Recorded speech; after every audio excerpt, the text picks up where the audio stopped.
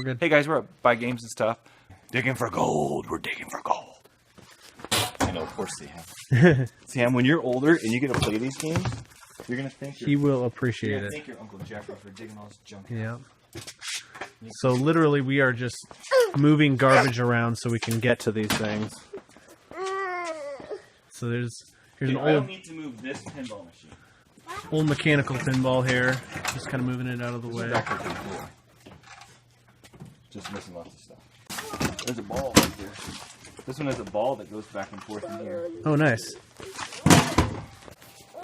Okay, we have the glass for this pinball. We have the pinball. But I don't want to pay $50 for this one. You might actually. I don't. Look, all you got to do is tie this in, plug this in. Maybe. This is pretty neat. Does it have everything? I don't know. I mean, We found the glass for it, and we found the back for it. maybe. Life choices here. No, I'm going to pull out. These take up a lot of space in your house too. To rebuild them is a fortune, but to find them is even harder sometimes. Wait, we're not going to be able to move that. It's a TV. There's a TV. I can't push this out. Oh, it's double.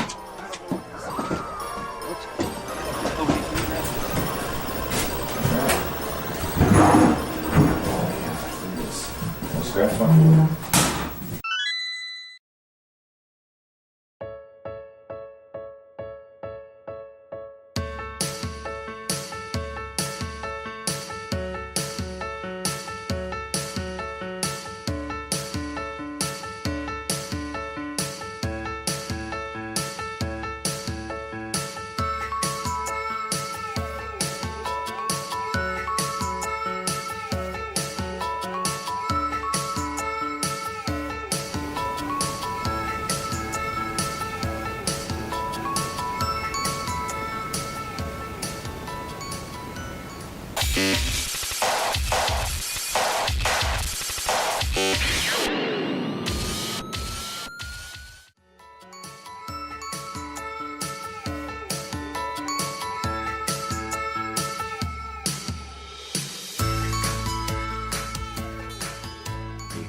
Cyclone, yep. Missing everything, so we're gonna have to rebuild it. And then we're trying to get a Sega. What was the other game? Thunderblade. Thunderblade, yeah. Thunderblade. So. And possibly Operation Wolf. All right. So what did you get at the game shop there, Mister? So we got Snake Rattle and Roll, Castle of Illusions, Genesis, and we got a tractor at the thrift store. That's right. And I picked up Sega Thunderblade, the arcade machine, and also a Cyclone pinball machine. It's about a $3,000 pinball machine. I only have about $600 of it. So, not exactly sure what that's going to do. Yeah. Show them the box of boards, though.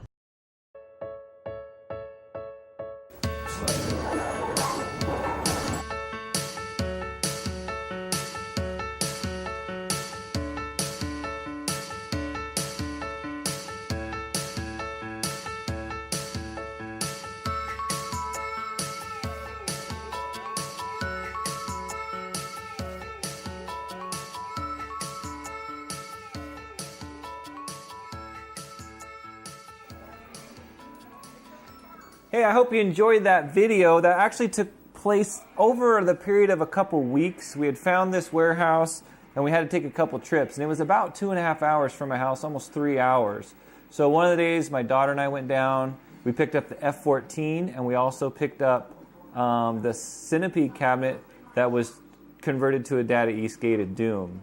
On the second time we went down, we were able to pick up Cyclone, and we also picked up Thunderblade. And then somewhere in the mix there, I was able to kind of get a Turtles cabinet from him. It was actually a Sunset Riders. But one of the neatest things that we got was this box of boards. He said, hey, I don't know, the pinballs have boards, just take that box of boards for $50. And that is kind of the secret of what we did. We asked him for some extra stuff. So when I got home, I was digging through the boards, going through trying to figure out what they were. So I found a Teenage Mutant Ninja Turtles board, a Konami board. I didn't really have a way to test it at the time, so I was able to sell it on eBay for, I believe, about $320. And I also found a Super Contra board a Konami game, and I was able to sell that for about $180. So overall, we spent about anywhere between $30 to $75 for each one of those machines. But in the end, after we sold a few boards, and I still have some of those I'm going to show you here in a little bit that I still have to sell, then we should be able to come out even. So technically, asking for extras is the way. If you're ever out shopping, just for example, I'm going to show it on another video, but I just picked up a Lethal Enforcers 2. While I was there, I said, hey, what are you doing with this old Outrun cabinet? And the guy totally gave me the Outrun cabinet for free, took it home, put a new power supply in it, and got it up and running. It doesn't have a monitor. And I also bought a few boards from him. So I bought a Crime Fighters, and I also bought a Final Fight. So the Final Fight I'm definitely going to keep, but the Crime Fighters I'm going to sell.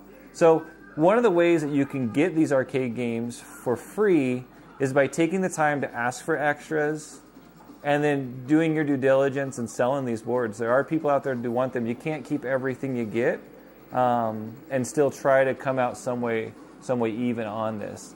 Now the pinball machines is a long shot. Like, I don't know exactly what to do with those. I can either part them out, which would be really, really sad, but I think I'm going to work with that Fast Pinball company I was talking about last week, and we're going to see if we can restore these and bring these back. Another thing you could do is just do the old-fashioned and maybe sell a couple boards, like the Turtles board or maybe Lethal Enforcers 3 board, and then pick up the original board set or CPU that would go to the pinball machine. So is it all free? Well, maybe not all. Maybe you need to put a little bit of money up front. But in the end, if you just are smart and you flip some stuff and you sell some stuff, you're going to come out pretty even on this. So I hope you enjoyed today's video. It wasn't really that long, excuse me.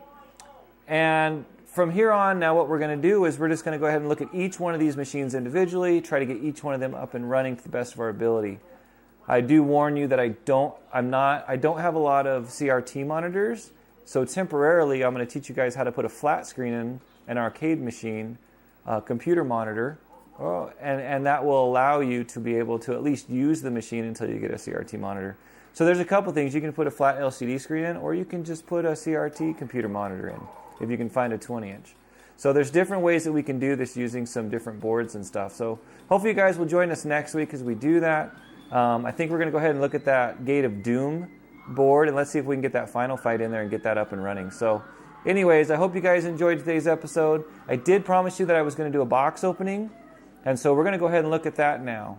Package from J for 80s a little while ago. He was on Instagram selling some stuff, and I saw something that I really wanted to add to my collection that we'll go over maybe later, but I thought I'd bring the kids in.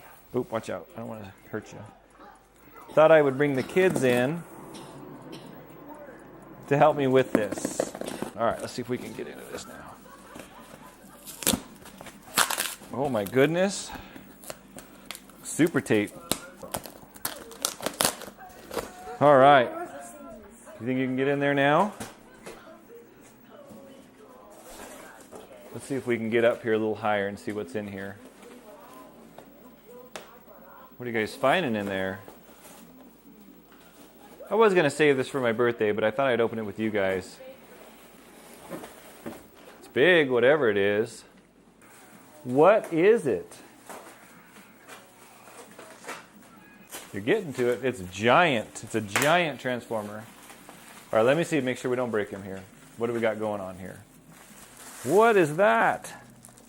That is big. Let me rip this down the side so you can unroll it. All right, go ahead and unroll him. If you're an 80s kid like me, this is a transformer that you saw when you were a kid that you wanted but could not afford. This is something I've wanted to add to the collection for a long time. It makes my Computron look awfully small. What is it, Koa? It's a giant transformer. A dinosaur transformer. Does that dinosaur transformer have a name? And get in closer and we'll give you a little bit of information on this transformer right here.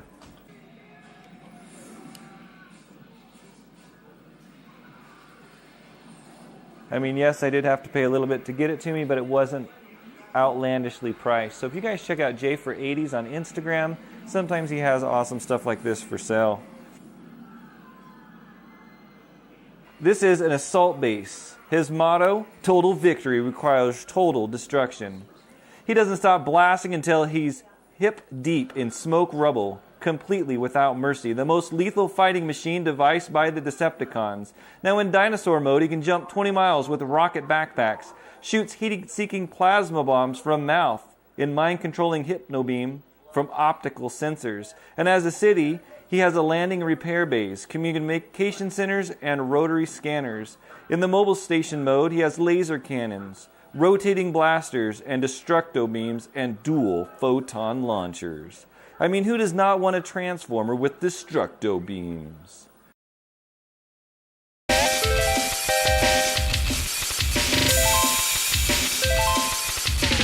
bet your asteroid.